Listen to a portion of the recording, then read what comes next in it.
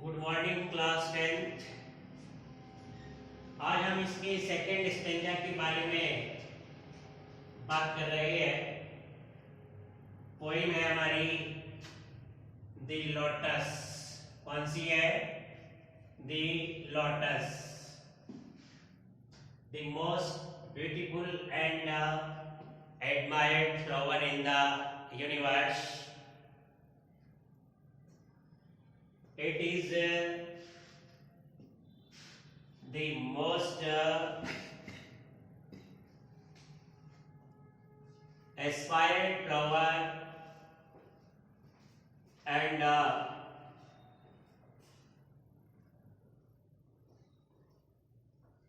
wanted to Lord Vishnu and Goddess Lakshmi. They both also loved it so much. The second stanza, Bards of Power. Bards of Power यानी कवियों की समूह ने, birds birds का मतलब होता है पोइट्स, कवि। बार्ड्स यानी क्या होता है? पोइट्स, कवि। मैं इधर लिख देता हूँ ये, हालांकि पहले इसके बारे में लिख करके बता चुका हूँ। बार्ड्स बार्ड्स का मतलब होता है पोइट्स। बार्ड्स का मतलब क्या होता है? Poets. Had sung their claims, उन्होंने अपने दावे प्रस्तुत किए थे। कवियों ने क्या किया था? कवियों ने अपने दो ग्रुप बना लिए थे। कुछ कवि रेड रोज के बारे में प्रशंसा करते थे और लिली की आलोचना करते थे, लिली की क्रिटिसाइज करते थे, जबकि कुछ कवि जो है वो लिली की प्रशंसा करते थे और रोज की क्रिटिसाइज करते थे। तो कवियों ने अपने दावे प्रस्तुत किए थे। तो कुछ कवि कहते थे क्या? The rose can never tower like the pale lily with her junomen. कहते थे कि गुलाब का फूल जो है वो कभी भी लिली की भांति सीधा खड़ा नहीं रह सकता। कि हमारा लिली का जो फूल है, उसका जो पौधा है वो सीधा खड़ा रहता है। टावर, टावर का मतलब होता है stand straight. Tower means stand straight. देखिए ये लिखा हुआ है टावर यानी स्टैंडिंग स्ट्रेट, स्टैंडिंग स्ट्रेट, ये टावर। तो कि गुलाब का फूल का पौधा जो है वो कभी लिली के पौधे की तरह सीधा खड़ा नहीं रह सकता, जिस प्रकार जुनोबिन खड़ा रहता है। जुनोबिन एक goddess noun for stately beauty, यानी कि जुनोबिन जो है एक देवी है रोमन मैथोलॉजी में। तो वो क्या है कि अपनी सुंदरता और सीधे खड़े रहने के लिए जानी जाती है। But is the lily lovelier, लेकिन फिर उसने कहा है कि क्या लिली का फूल जो है वो सबसे अधिक प्रिय है। तो बिटवीन फ्लावर फ्रैक्शन, इस प्रकार फूलों के समूह के बीच में रेंग यानी टकराट होती थी। डिस्ट्रिक्ट यानी झगड़ा, इंसाइक्स बवर, लता मंडपिया, पेड़ों का जो झुंड है उनके बीच में या समूह में, ठीक है ना। बवर, बवर का मतलब होता है रेजिडेंस, बवर इन रेजिडेंस, आवास या उनकी छांव में। तो अब देखिए इसका जो रेफरेंस है उसके बारे में बता रहे हैं कि this stanza has been taken from the most beautiful Petrarchan sonnet the lotus. ये पेट्रार्कन सोनेट जो है लोटस से ली गई है, नोटेड बाय इंडियन पोइट तोरुदत्त। और ये किसके द्वारा लिखी गई है? भारतीय कवियत्री जिसका नाम है तोरुदत्त, उसके द्वारा लिखी गई है। तो ये चीज जो है सबसे पहले आपको जब भी रिफ्रेश लिखना होता है तो आपको उस पोइम का नाम और उसका जो रचयिता है, कवि या कवित्री जो भी है, उसका नाम याद होना कंपलसरी है, नहीं तो नंबर कट हो जाते हैं। इस बात का विशेष ध्यान रखना। उसके बाद में हम इसके कंटेक्स्ट की बात करते हैं।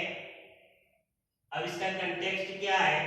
कंटेक्स्ट में देखिए, Dutt describes in this stanza, Dutt यानी दोनों दत्त डिस्क्राइब्स वर्णन करती है इन दिस स्टेंजा, इस पद्यांश में, the conversation between Cupid and flora, यानी क्यूपिड और फ्लोरा के बीच में जो वार्तालाप हुई थी उसके बारे में वो वर्णन करती है। शी डिस्क्राइब्ड, उसने वर्णन किया, the most beauty of the lotus, यानी लोटस की अत्यधिक सुंदरता का। शी सेज दैट, वो कहती है कि this flower retains it the whiteness of the lily and the redness of the rose, कि इसमें ये एक ऐसा फूल है जो कि पूरे ब्रह्मांड का सबसे सुंदर और प्यारा फूल है, और इस फूल के अंदर कुमुदनी के फूल की सफेदी और गुलाब के फूल की लालिमा दोनों का कॉम्बिनेशन होता है, दोनों का मिश्रण पाया जाता है। So neither the lily nor the rose can equal to the beauty of the lotus, इसलिए न तो लिली का फूल और न ही गुलाब का फूल कमल के फूल की सुंदरता के बराबर नहीं हो सकता। कहने का मतलब है कि लोटस की बराबरी न तो कुमुदनी का फूल कर सकता है और न ही गुलाब का फूल, दोनों भी उसकी तुलना नहीं कर सकते या उससे सुंदर नहीं हो सकते, क्योंकि कमल के फूल के अंदर दोनों के गुण पाए जाते हैं, लिली के गुण भी है और रोज के गुण भी है। अब हम इसके एक्सप्लेनेशन की बात कर रहे हैं कि इसके एक्सप्लेनेशन में क्या बताया गया है। देखिए, in these lines the poetess says that, इन पंक्तियों में कवित्री यह कहती है कि once Cupid came to Flora, कि एक दिन क्यूपिड यानी God of love, according to a Roman mythology, according to a Roman mythology, Cupid means god of love and Flora यानी goddess of flower and vegetation, according to Roman mythology.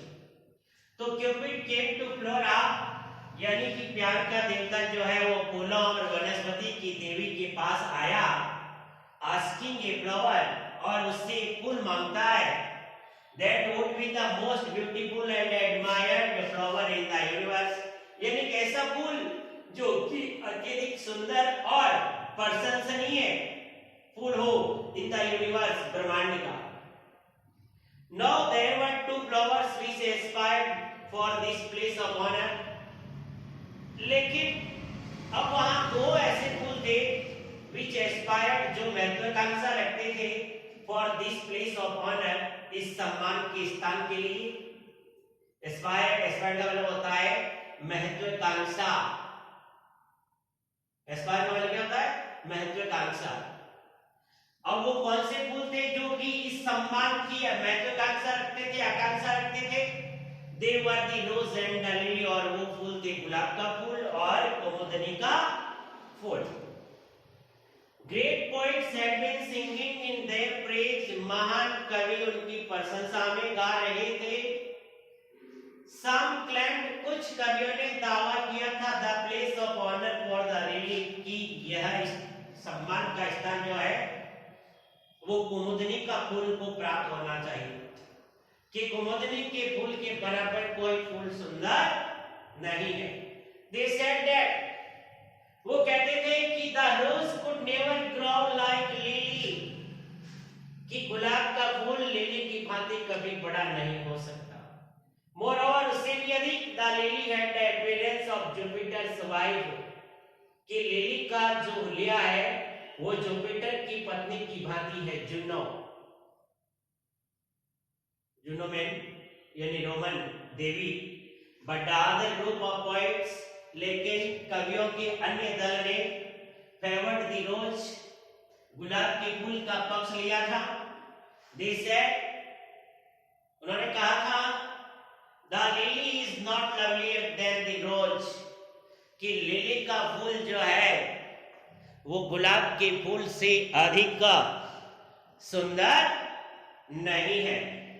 तो this angry debate, इस प्रकार यह उग्र वाद विवाद जो है या उनके बीच में क्रोधित वाद विवाद जो है वेंट ऑन एंडलेसली, अनंत तक चलता रहा। इन साइड्स बोवर, लता मंडप की छाव में या पेड़ों के झुरमुट में ये चलता रहा था। तो ये है आपका इस दी लोटस पोएम का सेकंड स्टेंजा। सबसे पहले आप इस स्टेंजा को पढ़ें, फिर आपको ये पता हो जाना चाहिए कि ये कौन सी कविता से लिया गया और इसकी राइटर कौन है। इसमें आपको रेफरेंस बताना है, ये रेफरेंस सेम आता है इलेक्शन पोइट, मतलब इस पोइम के अंदर जितने भी स्टेंजा बनेंगे उन सबका। फिर आपको इसका ये कंटेक्स्ट याद करना है और उसके बाद इसका जो एक्सप्लेनेशन दे रखा है उसको याद रखना है। ओके।